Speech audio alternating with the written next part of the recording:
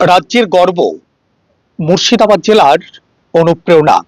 আমরা মুরসালিমের বাড়িতে এই মুহূর্তে এসে উপস্থিত হয়েছি।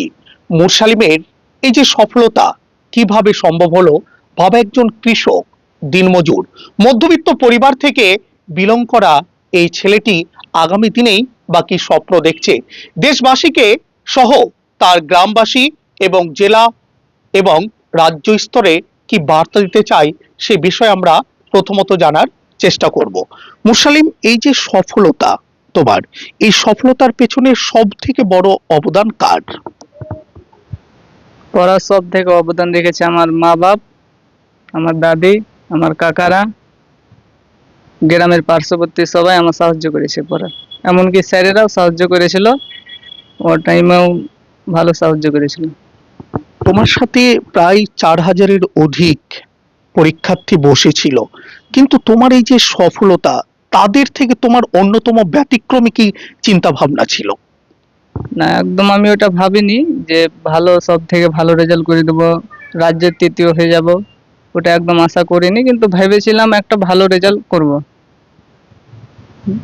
আজকে গোটা রাজ্য জুড়ে তোমার নাম হচ্ছে, পত্র পত্রিকায় তোমার নাম উঠছে, নিউজ পোর্টালে নাম উঠছে, প্রশাসনিক মহল থেকে শুরু করে বিধায়ক, সাংসদ, রাজ্যের মুখ্যমন্ত্রীও তোমাকে আর কয়েকদিন পরে সংবর্ধিত করবে। এই যে বিষয়টি কেমন লাগছে তোমার? খুব ভালো লাগছে, খুব আনন্দ লাগছে যে এটা আমি উচ্চ মাধ্যমিকে থার্ড সেমিস্টার সফল হয়েছে, খুব ভালো লাগছে। আগামী দিনে কি স্বপ্ন দেখছো নিজেকে নিয়ে? আগামী দিনে স্বপ্ন দেখছি ইসলামের একদম গভীর অর্জন করব জ্ঞান, একটা ভালো পজিশনে দাঁড়াবো, সেই স্বপ্নটাই দেখছি। ভবিষ্যতে কি হতে চাও তুমি? ভবিষ্যতে একজন, আশা করছি, শিক্ষক হতে চাই। আদর্শবান শিক্ষক হ্যাঁ, হিসাবে গড়ে উঠতে চাও? হ্যাঁ, গড়ে উঠতে চাই আদর্শমান শিক্ষক। শিক্ষক হিসাবে কেন গড়ে উঠতে চাও তুমি? শিক্ষক হিসাবে এই জন্য গড়ে উঠতে চাই যে আমি যেভাবে শিক্ষকের কাছ থেকে সাহায্য পেয়ে উত্তীর্ণ হয়েছি, আমিও কাউকে হয়তো এভাবে উত্তীর্ণ করতে পারবো, ভালো পড়াশোনা করাতে পারবো। বাবা একজন কৃষক, মুরসালিম, তোমার মধ্যবিত্ত পরিবার, আমরা তোমার বাড়ির পরিস্থিতি দেখতে পাচ্ছি। এই পরিবার থেকে তুমি বিলং করো, তোমার জীবনযাত্রা এই পরিবার থেকে সামনের দিকে এগিয়ে যাচ্ছে। কোথাও কি কোনো ধরনের প্রতিকূলতা, বাধা, বিপত্তি আসে তোমার জীবনে? না, মা বাবা সেরকম কোনো প্রতিকূলতা পরিস্থিতি আমার সামনে তুলে ধরেনি। খুব ভালো বুঝতে দেয় না? না, খুব ভালো করে পড়াশোনা করাচ্ছে, খুব ভালোবেসেছে, খুব পাশে থেকেছে পড়াশোনার। যে বিষয়টি আমরা বারংবার তুলে ধরার চেষ্টা করছি, বলার চেষ্টা করছি, এই কারণে বলার চেষ্টা করছি, রাজ্যের মুখ্যমন্ত্রী মমতা বন্দ্যোপাধ্যায় একজন মানবিক মুখ্যমন্ত্রী। সেটি বারংবার বিভিন্ন জায়গা থেকে আমরা শুনতে পাই, বিভিন্ন কাজে তার সেই মানবিকতার নিদর্শন আমরা দেখেছি। সেই জায়গায় দাঁড়িয়ে মুরসালিম যেহেতু একজন মধ্যবিত্ত, মিডল ক্লাস থেকে সে বিলং করে, বাবা একজন কৃষক, কিন্তু কোথাও কি মুরসালিমের লেখাপড়া বা তার যে মেধা থমকে যেতে পারে? মুরসালিমের কি এ বিষয়ে আশঙ্কা রয়েছে? আমরা সেই বিষয়েও তার কাছ থেকে জানার চেষ্টা করব। মুরসালিম, তোমার বাবা একজন কৃষক, দিনমজুর মানুষ, তুমি এই যে গোটা রাজ্য জুড়ে একটা সুনাম অর্জন করেছো, কখনো কি কোনো আশঙ্কা হয় যে বাবা একজন কৃষক, তোমার সামনে সফলতার চূড়ায় পৌঁছাতে গেলে আরো অনেক পথ পরিক্রমা তোমাকে করতে হবে, পাড়ি জমাতে হবে, কোথাও কি কোনো ধরনের বাধা আসতে পারে বলে আশঙ্কা অনুভব করছো? হ্যাঁ, আশঙ্কা অনুভব করছি। আর্থিক অর্থ সংকট আছে আমাদের, প্রশাসনিক আধিকারিকরা যেন আমাদের সাহায্য করে, আমার শিক্ষার ভার নেই। তোমার মেধাটাকে যেন সামনের দিকে তারা পৌঁছে দেয়, সেই সহযোগিতার কথা তুমি বলছো? হ্যাঁ, আমার মেধাটাকে যেন একদম শিক্ষার উচ্চরে নিয়ে যেতে পারে প্রশাসনিক সরকার, মমতা বন্দ্যোপাধ্যায়, সেটাই চাই। একদমই তাই। আমরা প্রতি বছর দেখতে পাই খবরের শিরোনামে মুর্শিদাবাদ এগিয়ে রয়েছে। খবরের হেডলাইন হোক বা পত্র পত্রিকার সেই শিরোনাম, প্রতিটা জায়গায় এই মুর্শিদাবাদ এগিয়ে যাচ্ছে, মুর্শিদাবাদের যুবকরা এগিয়ে যাচ্ছে। তবে মুর্শিদাবাদ নানান প্রতিকূলতার মধ্যে সীমাবদ্ধ। মুর্শিদাবাদ জেলায় আজও একটি পূর্ণাঙ্গ বিশ্ববিদ্যালয় গড়ে উঠল না। মুর্শিদাবাদ জেলা যেখানে ৮০ লক্ষ মানুষের বসবাস, কখনো কখনো সমীক্ষা বলছে প্রায় ১ কোটি ছুঁই ছুঁই মানুষের বসবাস এই মুর্শিদাবাদ জেলায়, যেখানে রুলস এবং রেগুলেশন অনুযায়ী ১০ লক্ষ মানুষ প্রতি একটি করে বিশ্ববিদ্যালয় গড়ে তোলার কথা, সেখানে মুর্শিদাবাদ জেলা ১০টি বিশ্ববিদ্যালয় হওয়ার কথা, সেখানে একটিও পূর্ণাঙ্গ বিশ্ববিদ্যালয় গড়ে উঠল না। এ যেন আমাদের কাছে এক হতাশাজনক বিষয়। এই মুর্শিদাবাদ জেলা একটা সময় বাংলা বিহার উড়িষ্যার রাজধানী ছিল। এই মুর্শিদাবাদ জেলা একটা সময় দিশা দেখাতো যে মুর্শিদাবাদই গোটা সারা ভারতবর্ষকে দিশা দেখাবে।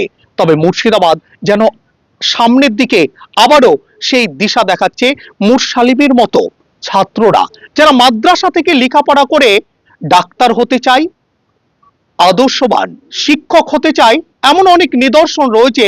পিএইচডি করছে, ইঞ্জিনিয়ার হয়েছে, বিশিষ্ট বৈজ্ঞানিক হয়েছে।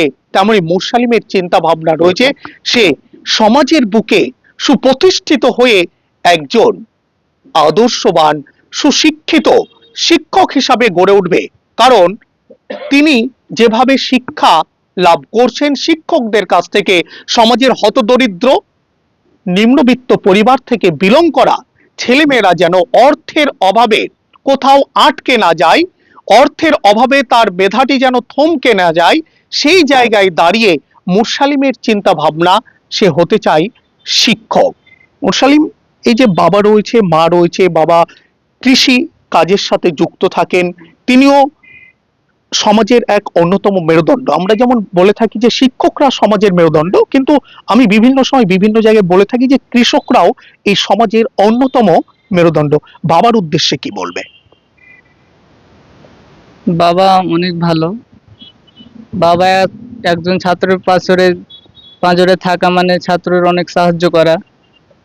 বাবা থাকলে ছাত্রের একটা শিক্ষার ভার কোথাও আটকায় না, অনেক শিখরে পৌঁছে দেয় বাবা। মুরসালিম, তোমার এই স্বপ্ন সামনের দিকে বাস্তবায়িত হোক, আমরা এই দোয়া করি আল্লাহ সুবহানাহু ওয়া তাআলার কাছে। তোমার দিকে তাকিয়ে রয়েছে আগামীর যারা উজ্জ্বল ভবিষ্যৎ, যারা ছাত্র ছাত্রী রয়েছে, তাদের উদ্দেশ্যে তুমি কি বলবে? তাদের উদ্দেশ্যে একটা কথা বলবো যে জ্ঞান অর্জন করো, চাকরির আশায় থাকবে ওটা নয়, জ্ঞান অর্জন করা ফরজ, ওটা আবশ্যক। জ্ঞান অর্জন করো, সঠিক সময় সঠিক জায়গায় পৌঁছে যাবে জ্ঞান অর্জন করা থাকলে। অসংখ্য ধন্যবাদ জানাই মুরসালিমকে, যিনি আমাদের পশ্চিম বাংলার মুখ উজ্জ্বল করেছে, গৌরবময় অধ্যায়ে পৌঁছে গিয়েছে। আমরাও এন বাংলার পক্ষ থেকে রাজ্যের মুখ্যমন্ত্রী মমতা বন্দ্যোপাধ্যায়, লোকাল ব্লক সমষ্টি উন্নয়ন আধিকারিক, বিধায়ক, সাংসদ, তাদের কাছেও বিশেষ আবেদন জানাই মুরসালিমের এই মেধা যেন কোথাও থমকে না যায় অর্থের অভাবে, সেই দিকে আপনারা লক্ষ্য রাখবেন। বাবা কি বলছেন এবং মা কি বলছেন, সর্বোপরি দাদিমা রয়েছেন, তিনি বা কিভাবে মুরসালিমকে সময় দিতেন, কিভাবে গাইড করতেন, তাদের কথাও আমরা তুলে ধরবো এন বাংলার পর্দায়। মুরসালিম, আমাদের চ্যানেলে সময় দেওয়ার জন্য তোমাকে অসংখ্য ধন্যবাদ জানাই। ধন্যবাদ। সোনার গহনার প্রতি নারীদের ভালোবাসা চিরন্তন, তাই তো জঙ্গিপুর বাসীর কথা ভেবে এবার জঙ্গিপুর দরবেশপাড়ায় নতুন রূপে নতুন সাজে গড়ে উঠল তওয়াক্কল গোল্ড। 100% গোল্ড জুয়েলারি গহনার নিশ্চয়তা আমাদের কাছে পাচ্ছেন ইয়াররিং, নোজ রিং, লকেট, হাতের রুলি, বালা, নেকলেস সহ গোল্ডের গহনার বিশাল সমাহার। আমাদের শোরুমে থাকছে সুদক্ষ প্রশিক্ষণপ্রাপ্ত কারিগর, যা 19 বছরের অভিজ্ঞতায় আপনার মনের মতো সোনার গহনা তৈরি করার একমাত্র নির্ভরযোগ্য প্রতিষ্ঠান তওয়াক্কল গোল্ড। তাই আর দেরি নয়, আজই চলে আসুন আপনার গৃহিণীকে এবং আপনার পরিবারের কন্যা সন্তান ও পছন্দের মানুষকে নিয়ে সোনার গহনা দিয়ে সুসজ্জায় সজ্জিত করতে জঙ্গিপুর দরবেশপাড়া জায় মসজিদের নিকটস্থ তওয়াক্কল গোল্ডে। প্রয়োজনে যোগাযোগ করুন স্ক্রিনে দেওয়া আমাদের নাম্বারে।